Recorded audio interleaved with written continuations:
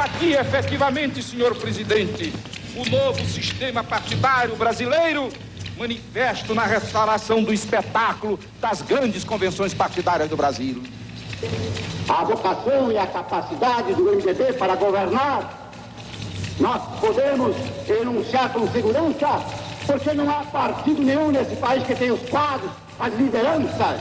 Do Partido dos Trabalhadores, podemos afirmar: entramos na disputa eleitoral para ganhar essas eleições. O PTB espera que o povo decida nas urnas livres do seu próprio destino. Se decidíssemos ser caudatários de alguém, nós estaríamos disservindo, desviando-nos do nosso objetivo principal: candidatura própria para ganhar ou para perder. O BDS está votando para quebrar.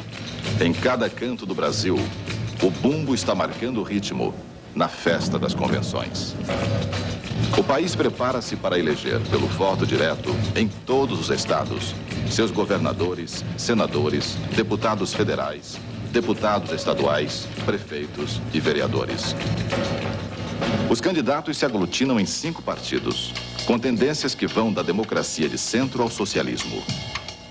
As diversas ideologias dão publicamente apoio aos partidos e candidatos de sua preferência. A imprensa é livre. Eu quero aproveitar a oportunidade para dar um esclarecimento. Fala-se muito que o MDB é uma frente. Homens que serviram à Revolução. Ex-ministros de Estado da Revolução. E mesmo a televisão, que no Brasil está sendo uma tribuna livre e aberta. Até mesmo para aqueles que dela se utilizam para denunciar a falta de liberdade de expressão. O Brasil vive a democracia. Todos os que se sentem capazes de colaborar e trabalhar para a solução dos grandes problemas brasileiros se apresentam perante o eleitorado que irá escolher seus governantes em 15 de novembro de 1982.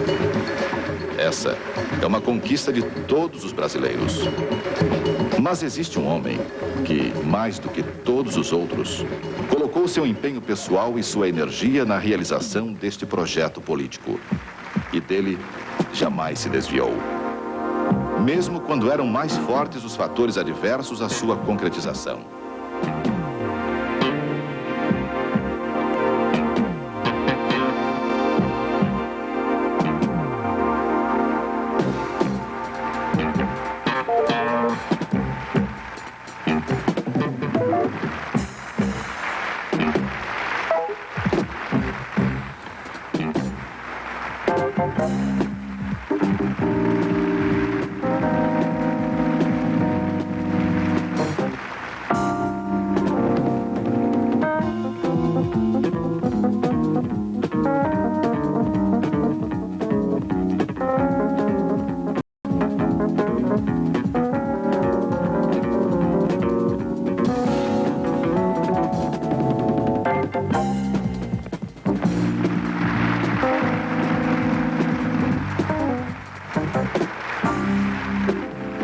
Não há dúvida que nós vamos fazer força para que os direitos humanos sejam respeitados. Mas é preciso, antes de mais nada, que se faça justiça. Como você sabe, eu sou um homem do povo. Minha família conheceu as dificuldades da pobreza e o sofrimento do exílio. Na minha casa, sempre respiramos o oxigênio do patriotismo e nos alimentamos com a preocupação do bem comum. Por isso, penso entender os anseios do povo brasileiro, que são os meus próprios. Disse uma vez de brincadeira lá no Rio que eu queria entrar num botequim e bater um papo, acharam graça? Porque eu quero sentir também o que o homem do povo está sentindo. É preciso que eu tenha uma impressão geral, não só do pessoal de cima, para o patrão, o empregado, o produtor, o que paga impostos, o que não paga. O senhor conversaria também com elementos da oposição? Mas, claro, oposição não quer dizer inimigo, não. O que você acha do Coutinho? Olha, eu conheço o Coutinho. O Coutinho é um rapaz bem inteligente, é bem intencionado, entende futebol. Agora, francamente, só não entendo uma coisa. É ele manter um determinado jogador, que eu não vou dizer o nome, que estrangeiro. Servindo até então em funções onde pouco aparecia para o grande público, o candidato João Batista Figueiredo surpreende o país no começo de 1978, falando dele mesmo e de seus planos de governo, com uma linguagem franca e descontraída. Mas, no entanto, o candidato da oposição vem e diz que espera um governo de transição para depois, então, iniciar um regime democrático. Eu não espero esperar 3 anos, nem quero fazer um governo de transição. Se as circunstâncias forem favoráveis, isso é o que eu quis dizer. Eu faço depois de amanhã. Em todas as declarações do candidato, uma constante. Sua firme decisão de caminhar em direção da abertura política ampla. Posso assegurar aos senhores que ninguém neste país está mais determinado do que eu do que voltar o mais rapidamente possível à normalidade democrática. O que eu disse hoje é que eu tinha a firme determinação de fazer deste país uma democracia. E se alguma promessa devo fazer em praça pública, reitero aqui, nesta terra bendita de Caxias, a promessa que fiz do Chuí ao Oiapoque, das margens do Paraguai ao Oceano Atlântico. Eu hei de fazer desta terra uma democracia, queiro ou não queiro. Figueiredo 295.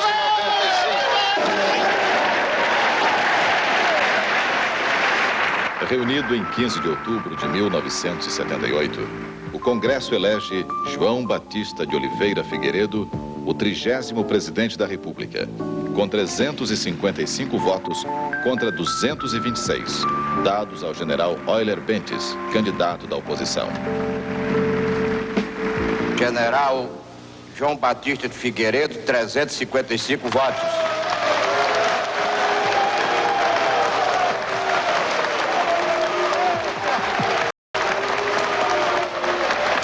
General do Exército, eu, Euler Bentes Monteiro, 226 votos. Começa hoje para mim um sonho jamais sonhado, declara o novo presidente. E prossegue. De uma coisa, pode o brasileiro estar certo. Não espere de mim capitulação nem abandono. Nunca desertarei o meu mandato, porque não me pertence. Ou você está pensando que eu sou mentiroso? Não estou dizendo. Mas há 4 meses que eu só digo isso, e na hora que eu sou eleito, você vem perguntar se é verdade. Imagine a ideia que o povo faria se eu dissesse, não, vou pensar melhor. Absolutamente. É para abrir mesmo. Quer dizer, general? É para abrir mesmo, e quem quiser que não abra, eu prendo, arrebento.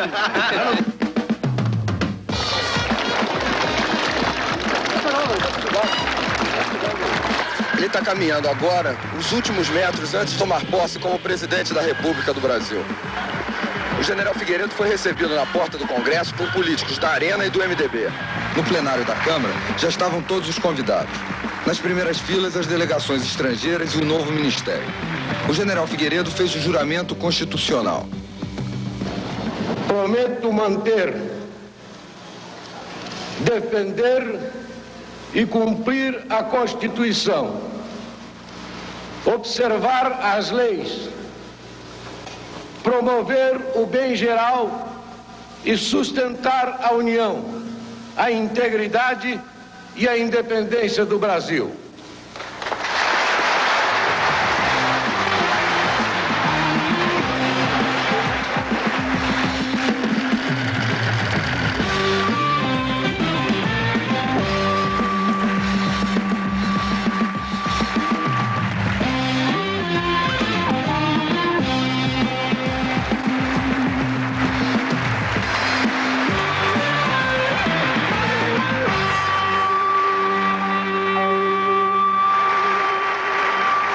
Nós vamos mostrar para o governo que nós não queremos briga, queremos simplesmente dialogar, né? Nós estamos à disposição dos empresários para discutir com eles a hora que eles acharem conveniente.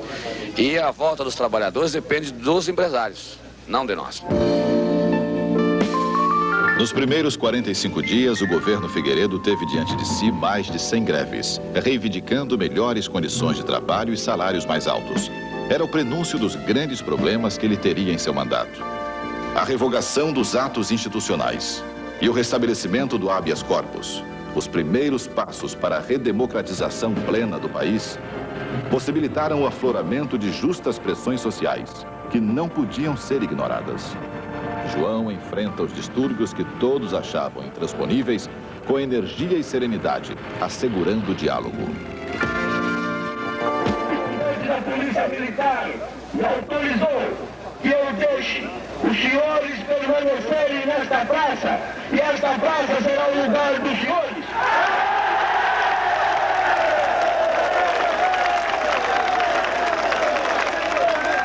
Só vai retirar a tropa? Já eu estou tirando minha tropa. Eu tenho a impressão que não existirão grandes problemas, porque os senhores empresários revelaram um acentuado espírito de conciliação quando das reuniões realizadas na residência do ministro Murilo Macedo. Eu não sei, eu acho que talvez o ministro Murilo é que deva indicar o início das negociações, uma vez que ele é o mediador.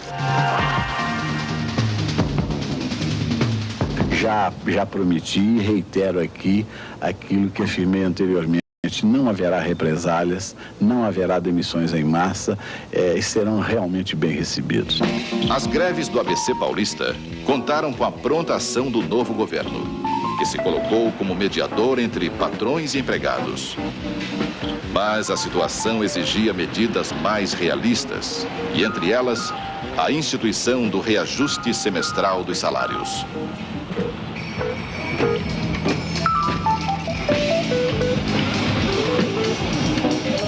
Qual é a promessa mais importante das que ele fez, o que o senhor acha?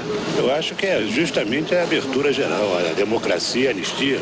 O que é mais importante para ele resolver no momento? Eu acho que é a anistia ampla, geral. Anistia. Não dá anistia demais, não, senão vai ter abuso, como já tem até agora. Que a anistia é a maior bobagem que existe. Isso é uma transação que não dá para se entender nada, moro? Não me comprometa porque tá ruim.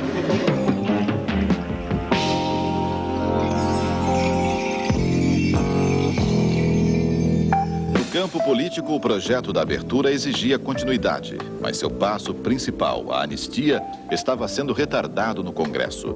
A oposição não acreditava que a anistia seria votada e que era para valer. A mensagem que acaba de chegar ao Congresso Nacional não satisfaz a nação, aquilo que a nação mais do que esperava reclama, e também não atende aos compromissos e ao programa do movimento democrático brasileiro. O fraseado do novo presidente não é nem original, porque se nós olharmos todos os seus antecessores, fizeram as mesmas afirmativas e as mesmas promessas, mas ficaram nas afirmativas e ficaram nas promessas. Deve vir para os atos concretos. Anistia é conciliação nacional. O projeto é tão amplo quanto os que mais o tenham sido ao longo da história do Brasil. João desafia a oposição a fazer uma anistia melhor do que a dele. Seu ministro da Justiça, Petrônio Portela, chega a provar, ponto por ponto, que a anistia do governo é mais ampla do que a proposta pela oposição. Pois se esta vingasse, políticos como Luiz Carlos Prestes ou mesmo Leonel Brizola, dela não se beneficiariam. No dia 28 de junho, pouco mais de 3 meses da sua posse, João encaminha ao Congresso o projeto da anistia. Quando acabaram as palmas, o presidente começou seu discurso. Feliz o homem público que, eleito, cumpre as promessas do candidato.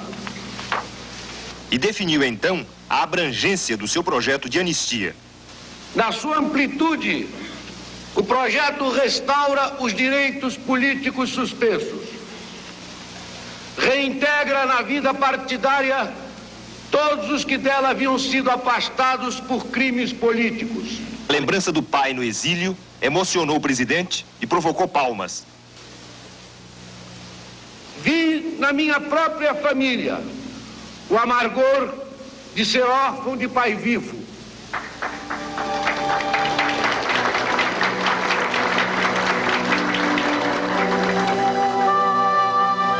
Conheci as frustrações do soldado afastado da pátria e de seu serviço por delito político. Bem conheço todo esse sofrimento. Por isso mesmo, convertido em lei o projeto, apagar-se-ão os crimes e serão sustados os processos em curso. Até mesmo dos que, a rigor, não estão a merecer o benefício da medida, como anistia de natureza eminentemente política. Quer o governo com isso evitar o prolongamento de processos traumatizantes para a sociedade.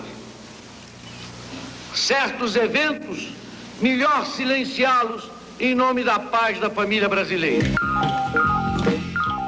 Todos voltaram e o Brasil não tem mais presos políticos. Sancionada a anistia, o Congresso aprovou dias depois a lei que instituía o reajuste semestral dos salários, recebida como um sinal dos tempos de abertura. Além de suprimir a distorção salarial que prejudicava as classes menos favorecidas, a nova lei conteve, por outro lado, a maré de greves que ia tomando conta do país. As reformas eleitoral e partidária, que viriam restabelecer as eleições diretas para governadores e criar os novos partidos, também já estavam encaminhadas. Com poucos meses de governo, João já tinha dado os primeiros passos firmes no rumo de uma democracia social plena. Mas ele ainda iria encontrar pela frente 3 sérios obstáculos para a realização de seu projeto político de abertura: o terror, a crise econômica mundial e o seu coração.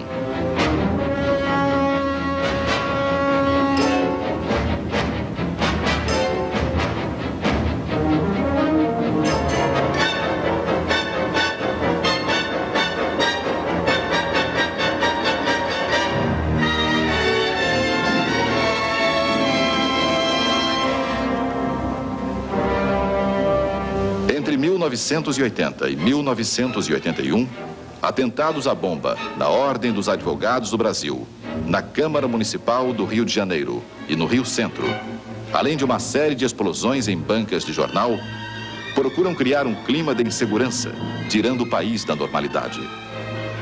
Os atentados têm como objetivo impedir a normalização democrática, afirma o presidente. Agora os fascínoras matam inocentes. Matam pessoas que culpa nenhuma têm nas decisões de governo.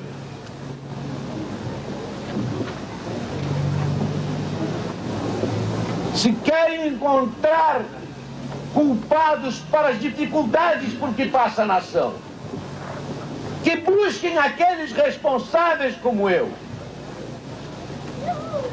Se é necessário para a paz do povo brasileiro, se é necessário só isso para que o povo tenha o seu sossego e possa viver dignamente.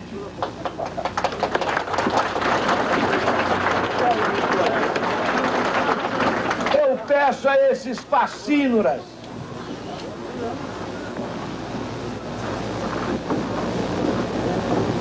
que desviem as suas mãos criminosas sobre a minha pessoa, mas que deixem de matar inocentes. Passei a noite de ontem para hoje pensando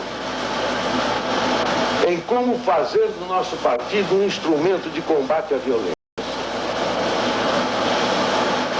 em como demonstrar à opinião pública, demonstrar ao povo brasileiro as reais intenções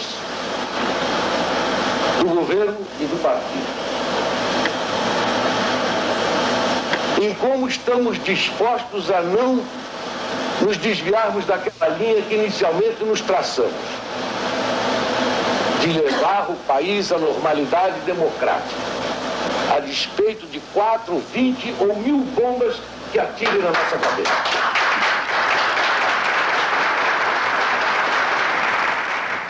Desde o momento em que assumi as responsabilidades do governo, senti claramente que não poderia realizar os anseios da sociedade brasileira, de prosperidade econômica e bem-estar social, sem atacar como medida prioritária o grave problema da inflação. Os fatores adversos que assolam a economia mundial projetam seus reflexos no Brasil. Durante o governo Figueiredo, o barril de petróleo sobe de 12 para 32 dólares. E os juros internacionais registram os índices mais altos de toda a história. Esses dois fatores provocam em todos os países do mundo a recessão seguida do endividamento e da inflação. Cresce o desemprego em toda a Europa e Estados Unidos. Ali, empresas tradicionalmente sólidas entram em crise e muitas vão à falência. Impossibilitados de honrar suas dívidas, alguns países recorrem à moratória. João enfrenta a situação sem perder de vista o aspecto social. É preciso evitar a recessão e o desemprego no Brasil. As obras não são paralisadas. Desenvolve-se todo um esforço na produção industrial, com vistas à exportação. Novos incentivos são dados à agricultura e, como resultado, obtemos em 1980 e 81 2 safras recordes que nos livram de importar alimentos. E ainda é pouco. Graças a essas medidas, conseguimos eliminar pela primeira vez o déficit crônico de nossa balança comercial. Mas a recessão mundial afeta nossas exportações. Os preços de nossos produtos primários são forçados para baixo e criam-se barreiras fiscais para nossos produtos industriais. A crise não é brasileira, é mundial e é muito séria. Agora, o senhor acha que os Estados Unidos arrumando a sua casa, os outros países todos, a economia dos outros países melhora automaticamente? Ou o senhor acha que é preciso haver uma repensar? É preciso repensar. É preciso repensar a ordem econômica internacional? Isso não tenho dúvida. Eu tenho a força de vontade, suficiência e quero e desejo ter o apoio de todos para que essas resistências que se antepõem ou que vão dificultar o atingimento do nosso aperfeiçoamento democrático vençam sobre a minha vontade. Eu, até este momento, eu tenho plena convicção de que eu tenho forças para vencê-las. Mas eu não posso garantir. Eu não sei se Papai do Céu está de acordo com elas.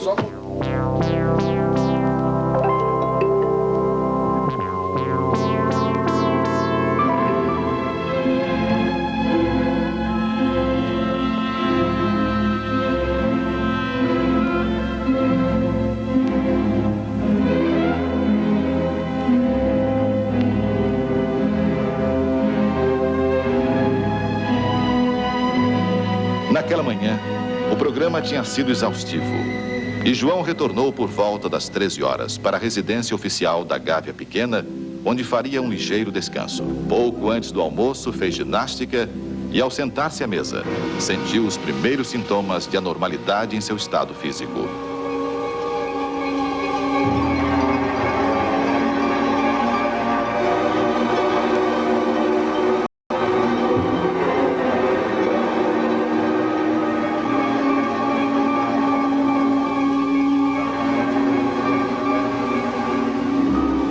O senhor presidente da República foi acometido na tarde do dia 18 de setembro de distúrbio circulatório agudo, definindo-se a seguir o diagnóstico de infarto do miocárdio de parede diafragmática.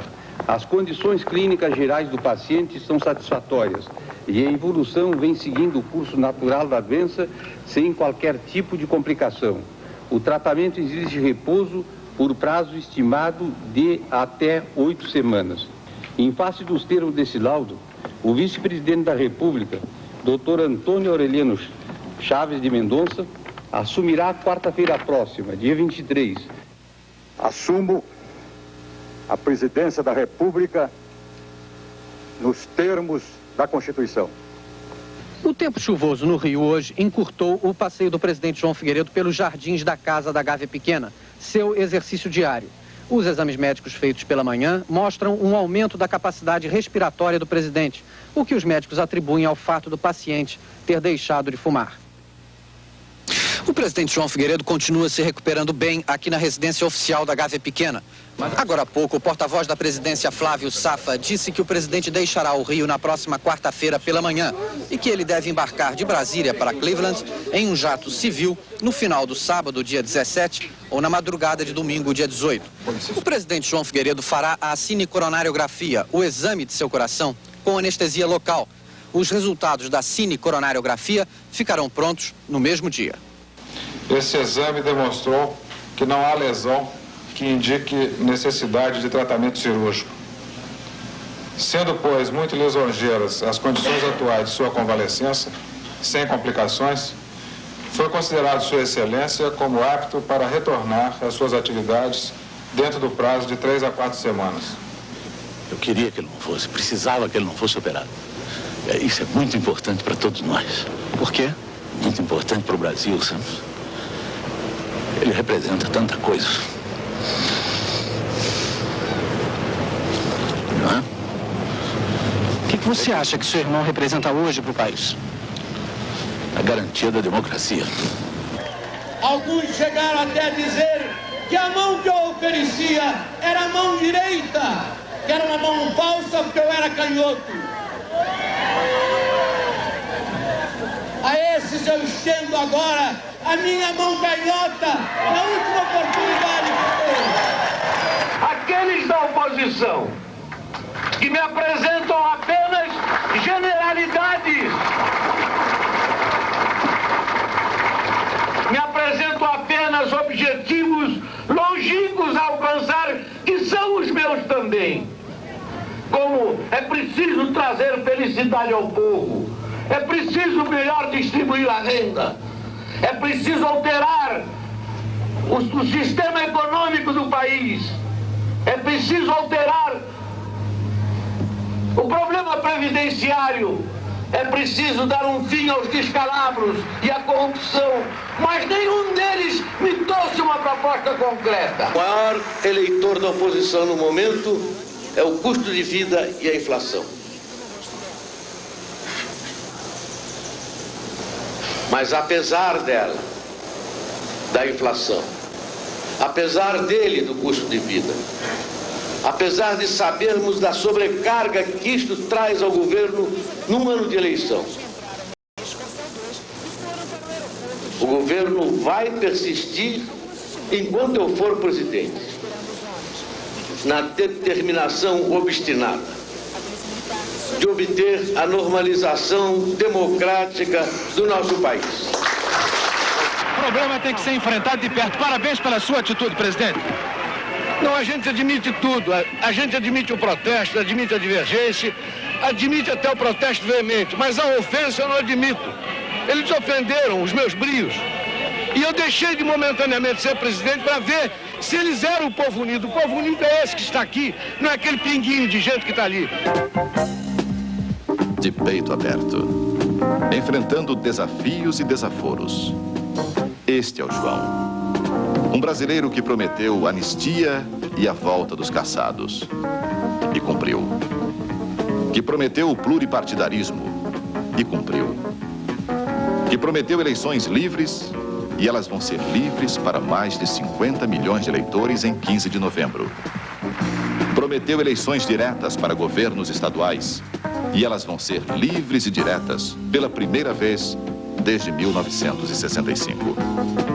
Prometeu respeitar o direito dos trabalhadores, o direito e a ação dos sindicatos. Cumpriu. Prometeu valorizar o exercício da política, enaltecendo o Congresso Nacional e reduzindo o poder do Executivo de promover reformas constitucionais por simples maioria. E cumpriu. Os adversários passaram todo esse tempo duvidando das promessas de Figueiredo. Não viria anistia, não voltariam os caçados. As eleições seriam cartas marcadas para o governo. A crise econômica obrigaria a novo fechamento. Não haveria eleições. A posse dos eleitos estaria ameaçada. A resposta de Figueiredo aos duvidosos foi prosseguir na abertura, cumprir as promessas de fazer deste país uma democracia.